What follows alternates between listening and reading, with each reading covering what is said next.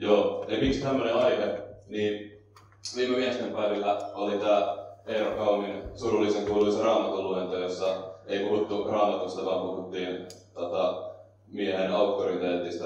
Ja sitten siitä heräsi niinku keskustelua yleisön kanssa. Ja sitten tuli tää Studio Krypto-video myös tästä niinku pojasta mieheksi kasvamisesta.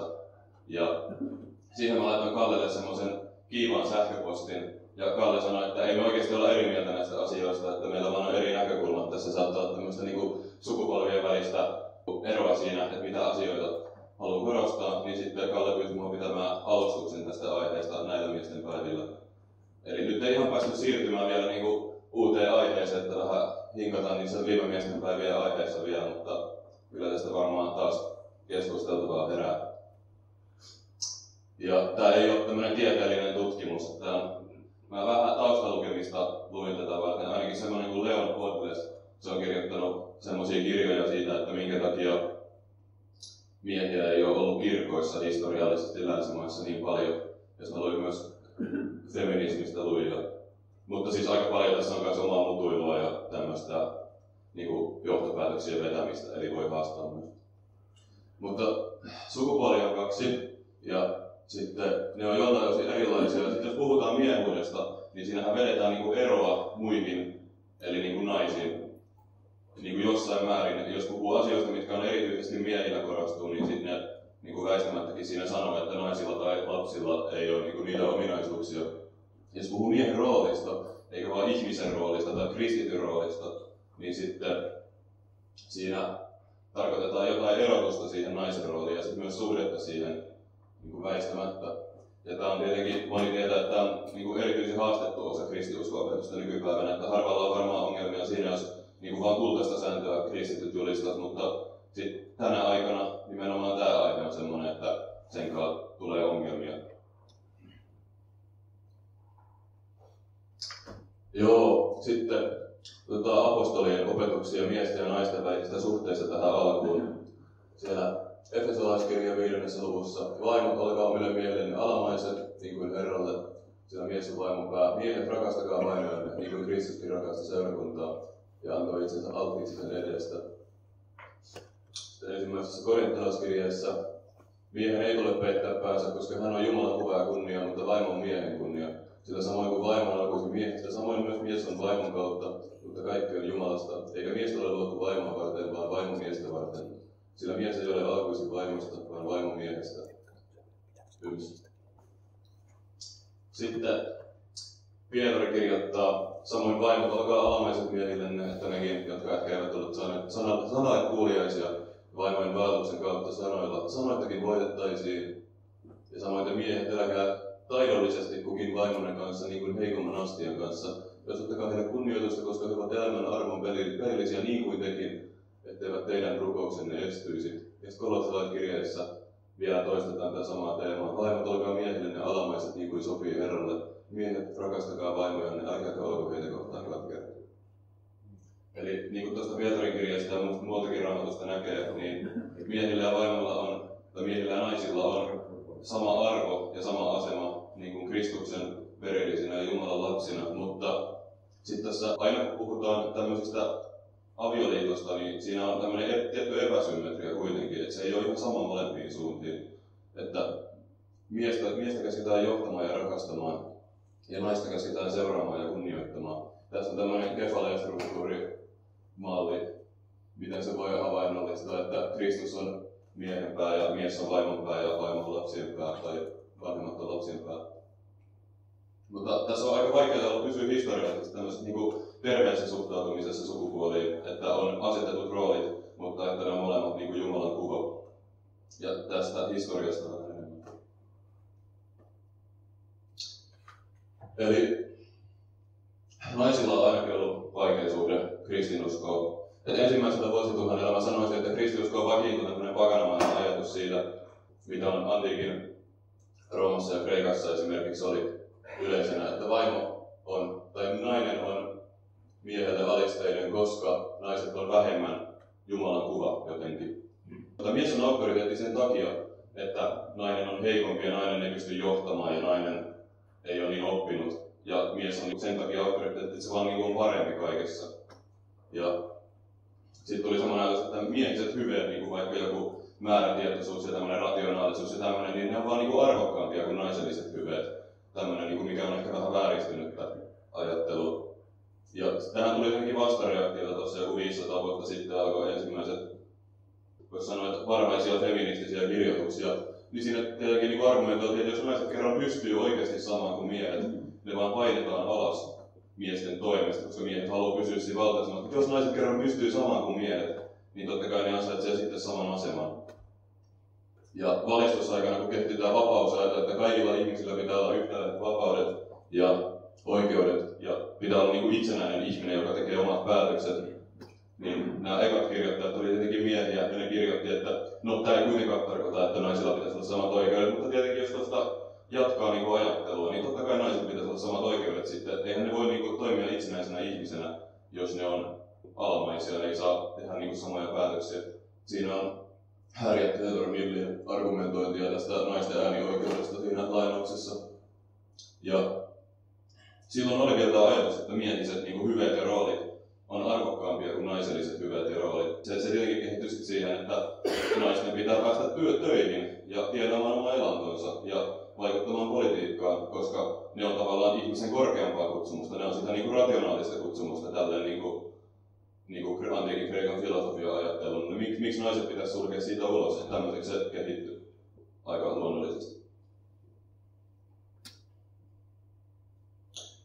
Mutta ei ole miehilläkään ollut ihan helppoa, että tässä toisen vuosituhannen aikana niin naisilla on ollut länsimaisessa kristillisyydessä kirkoissa huomattava enemmistö itse asiassa miehiin verrattuna. Että kirkoissa on ollut niin kuin alle puolet ja reilusti alle puolet usein niin kuin miehiä kirkossa kävijöistä. Ja se on vähän niin kuin ehkä yllättävää joillekin ihmisille, mutta mä oon kuullut, että joillekin vanhemmille ihmisille Suomessakin se on niin kuin ollut ihan normi silloin omassa nuoruudessa, että naiset oli kristittyjä ja miehet ei ollut kristittyjä. Että jos ajattelee tällainen, että kristinusko on niin kuin vaan vastaanottamista, se on vaan sitä, että me saadaan Jumalalta armo. Mutta sitten ajattelee myös silleen, että niin kuin mies on se aktiivinen sukupuoli ja nainen on se vastaanottava sukupuoli. Tämä on niin kuin tämmöistä aika tämmöistä sukupuoliroolikäsitystä, mikä on kristittykin yleistä. Niin sehän niin kuin johtaa siihen, että nainen on vaan parempi kristitty, kun nainen pystyy ottaa vastaan ja miehellä on aina sitä omaa niin kuin jotain tuommoista. Että jos tälleen ajattelee, niin sehän niin kuin nainen on vaan parempi kristitty siinä mielessä. Sitten papistolla ja miehillä on ollut vaikea suhde sen takia, että kun miehet ei ole ollut kirkossa ja naiset on ollut kirkossa, niin vaimolla on ollut se toinen auktoriteettimies siinä elämässä, joka on ollut se pappi, ja se on käynyt ripittäytymässä sille papille ja kertonut kaikkia henkilökohtaisia perheen asioita. Niin siinä on miehillä ollut semmoinen vainoharha, että se pappi tunkee sinne mun avioliittoon väliin. Ja se ottaa niinku ties mitä makukammarijuttuja siellä rippituolissa vastaan. Ja erityisesti katolisessa maissa tämä on ollut voimakasta, koska siellä on pappi selibaatti, mutta miehet ei oikein luottanut siihen, että onko nyt oikeasti selibaatissa ne papit vai valikoiko ne sieltä seurakuntalaisten vaimoja niin kuin itselleen, tai sitten ne on homoseksuaaleja ja sen takia epäilyttäviä. Niin tämä on niin johtanut siihen, että esimerkiksi tämmöiset progressiiviset liikkeet 1900-luvun alussa, niin ne oli tosi miesvoittoisia. Ja konservatiiviset liikkeet oli tosi naisvoittoisia. Esimerkiksi yksi paaveista kannatti naisten äänioikeutta sen takia, että sä ajattelee, että naiset äänestää varmaan katolisia puolueita, koska kaikki katoliset oli naisia ja kaikki ateistit oli miehiä. Tämä on niin nykyaikan näkökulmasta aika jännä. Sitten on yleistynyt muutaman sadan vuoden aikana, tai ehkä vähän pidempäänkin, tämmöinen morsiusmystiikka, mitä meilläkin on virsissä joissain. Semmoinen ajatus, että minä olen Kristuksen morsian ja Kristus on minun ylkäni, joka on niin ymmärrettävistä syistä heteromiehille, ei ole se kaikkein luonnollisin enkelisyyden muoto välttämättä. Ja sitten tämä on vähän tämmöinen itseään vahvistava kierre kanssa.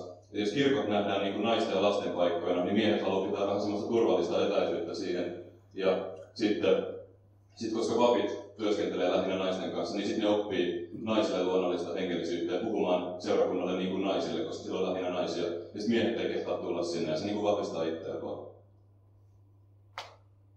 Ja kun teollistumisen aikana tulee palkkatyötä paljon, niin sitten yleensä semmoinen ajattelu, että se työpaikka ja maailma on tavallaan se miehen toimintapiiri. Se on semmoinen karu ja karu ja kova toimintapiiristä. Kirkko kuuluu siihen niin pehmeiseen kodin toimintapiiriin ja nainen kuuluu kotiin. Niin sitten se ajattelu, että nainen niin hoitaa sen perheen hengelliset asiat ja miehen ei tarvitse niin vaipautua, mikä vahvistaa aikaisemmin mainittua kierrettä. Ja sitten sen lisäksi se on vähän niin kuin, että se pitäisi olla silleen, jos mies on se perheen pappi tavallaan, niin että kaiken esimerkiksi lasten hengellisen kasvatuksen hoitaakin se äiti ja mies ei niin kiinnostu asioista pätkän verran. Sitten semmoinen yleinen länsimaiden kristillinen mielenmaisema on ollut vähän semmoinen, että tämä ritariromantiikka kanssa kehittyy keskiajoilla ja se on niin varattu naisen palvontaa, että ritarillisuus ei ole mitenkään kovin kristillistä. Että se ajatus on se, että se ritari jättää sen oman vaimonsa ja se alkaa palvoa jotain varattua aatelisnaista ja niin kuin kerjää sen huomiota. Ja sitten Marian palvonta tietenkin ja kaikki tämmöinen, niin ne on ehkä luonut semmoisen mielenmaisema, missä tämmöinen niin kuin naiseus ja herkkyys ja hengellisyys ja tämmöinen romanttinen rakkaus Jumalan kanssa. Että tämä kaikki samaistetaan niin kuin siihen valvontaan. Ja sitten toisaalta kaikki synti on niin kuin semmoista miehistä ja aggressiivista ja niin kuin seksuaaliset synnit. Ne on niin kuin se toinen paketti ja ne on se huono paketti. Ja jos kysyy keskiverto kristityiltä miehiltä tai naisilta, että luetelkaa mitkä on miehille niin kuin tyypilliset synnit, niin sitten tulee kaikki ylpeys, seksuaalisuus ja niin halveus, kaikki tommonen. Mutta sitten jos luetelkaa mitkä on naisille tyypilliset synnit, niin sitten saattaa joutua miettimään vähän pidempään. Koska me ollaan totuttu ajattelemaan sitä asiaa niin, että miehet on syntisiä ja naiset ei ole. Mikä ei ole välttämättä ihan raamatullista, koska kaikki on kuitenkin langenneita ja arvon tarpeessa. Mä uskon, että molemmilla sukupuolilla on niin lahjoja annettavana seurakunnalle, muillakin miehillä kuin vaan pastorilla.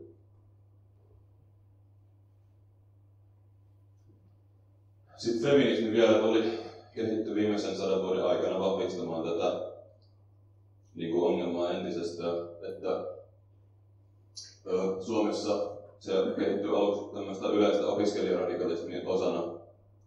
Aluksi oli vain sitä, että työskentely ja äitiys pitää saada yhteensovitettua sen jälkeen, kun naiset oli alkanut käydä palkkatöissä. Mutta sitten se kehittyi aika nopeasti siihen, että seksuaalisuuden pitää olla vapaata, aborttien pitää ja ehkäisyiden pitää olla saatavissa, jotta vapaudutaan siitä niin kuin lapsen saamisen ikeestä. Että avioerot ja avoliitot pitää olla saatavissa, jotta vapaudutaan siitä vallanalaisuudesta. Ja nämä kaikki yleisesti siinä aikana vahvasti myös varmaan ehkäisypilleri oli iso syy siihen ja muu tämmöinen sosiaalinen muutos.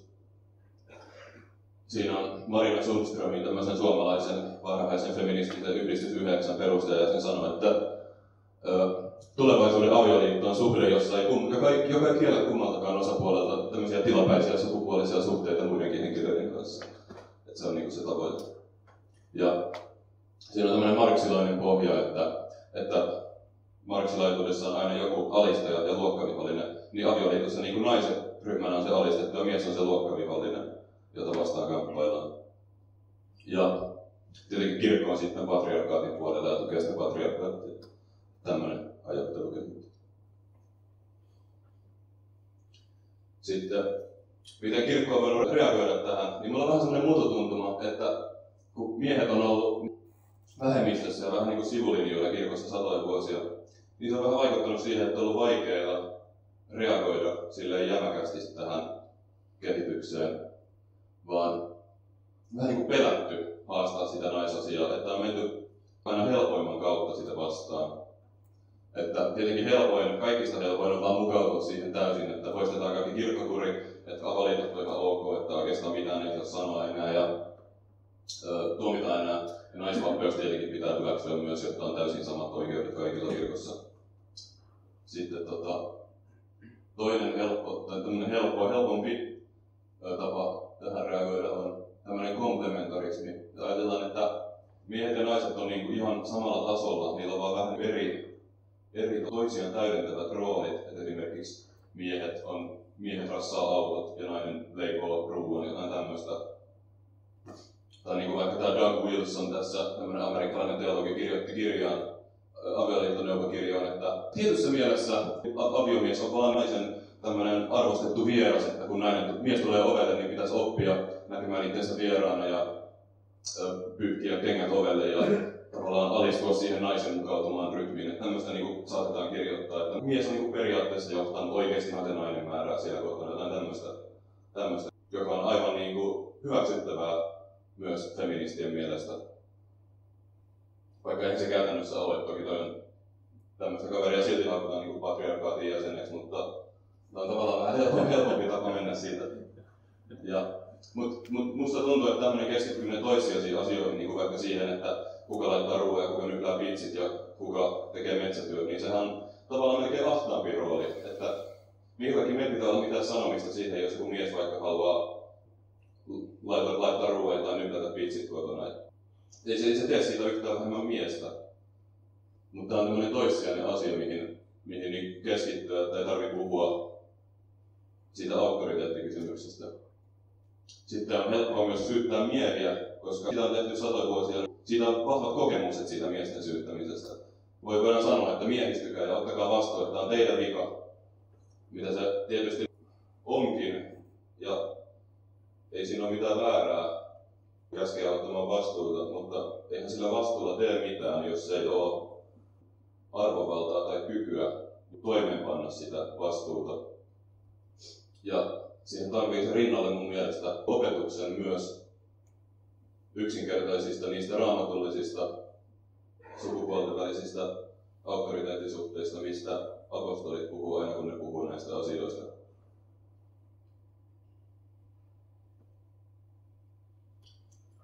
Sitten vielä, musta tuntuu, että tässä voi olla sukupolvieroja, että aikaisemmat sukupolvet on kokenut esimerkiksi niin kuin omassa lapsuudessaan mahdollisesti nämä sotasukupolvet, joissa on ollut paljon tämmöistä vähän käsittelemätöntä traumaa ja niin kuin semmoista autoriteetin väärinkäyttöä ja niin kuin karuja kohtaloita, mitä toki on nykyäänkin, mutta se voi olla, että nykyään sitten on kasvettu vähän erilaisessa ilmapiirissä, tämmöisessä läpeensä feminismin jo vaikuttamassa maailmankuvassa.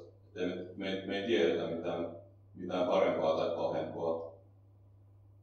Nykyään nuorilla miehillä on paljon nuoria naisia heikompi koulumenestys ihan peruskoulusta lähtien ja siitä yliopistoon asti. On paljon yleisempää olla riskissä syrjäytyä. 61% 20-30-vuotiaista miehistä on ilman mitään parisuhdetta Suomessa, joka on aika ihmeellistä ottaen huomioon, että naisistakin vain 37% on ja historiallisesti joku 90% tai ennen tämmöistä feminismiä niin joku 90% ihmisistä kuitenkin meni naimisiin. Niin tässä on aika vahva semmoinen näköalattomuus voi olla monella nuorella miehellä, että tämä maailma on ajanut ohi ja ei näe semmoista valoisampaa tulevaisuutta välttämättä itsellään. Ja siinä tuntuu siltä, että nämä meidän maailman arvot on jotenkin ehkä kussus sen homman.